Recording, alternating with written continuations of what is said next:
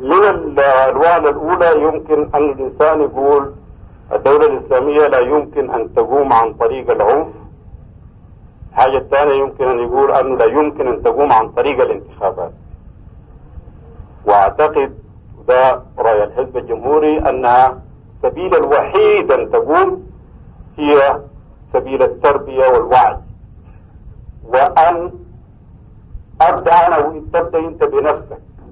الحكومة الإسلامية في الحقيقة حكومة بتقوم في الخارج انعكاسات لما هي في الداخل. إذا أنت عايز الدستور الإسلامي يجي في السودان أقيم الدستور الإسلامي في نفسك.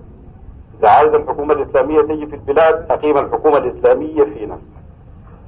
بالصورة دي أنت لا يمكن أن ترضى. لما نحن أنا وأنت والثالث والرابع دايرتنا توسع بالصورة دي لا يمكن أن نرضى إلى الحكم الإسلامي، ثم سيجي حكم إسلامي نظيف واعي قائم على أن نحن فاهمين ما نريد ماشيين لما نريد في تسامح وسعة أفق.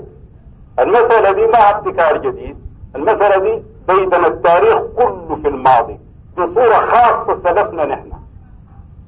في ناس كثيرين يقولوا أنه كيف أنت تربي الناس ومواخير الفساد منتشرة في كل جهة، والعوامل اللي تعمل ضد التربية عندها السلطة وما عندك السلطة. برجوع بسيط لتاريخنا نلقى أنه ده الطريق المشبه قيام الحكومة الإسلامية عندما نشأ الإسلام في مكة، والمسلمين كانوا مضطهدين وكانوا مشردين، وهاجروا مرتين للحبش وهاجروا مرة للمدينة حتى بدأ الإسلام يظهر. 13 سنة يتربوا فيه قمم في الإسلام. مكة ملانة بمواخير الفساد. الكعبة اللي بناها إبراهيم لله للتوحيد فيها 360 صنم، النبي يجي يطوف بها ويصلي فيها 360 صنم، ما منعوه هو وأصحابه من أن يتربوا ويمشوا على أصالة من الإسلام. بعدين نشروا الإسلام. ويمكن للإنسان أن يقول أنه القمم اللي تربت في مكة في وسط الفساد أكثر من القمم اللي تربت في المدينة بعد ما كان المجتمع المدني مجتمع مسلم. فالقاعدة إذا أنه إذا كان أنت ملتزم وأنت صادق في اتجاهك يمكن للأوضاع الحاضرة أن تسير، وأنت تتربى في مواجهتها هي بالنقد والاعتراض والثورة ضدها والتصحيح باستمرار والخدمة المستمرة. دي الحكاية القائم عليها الحزب الجمهوري.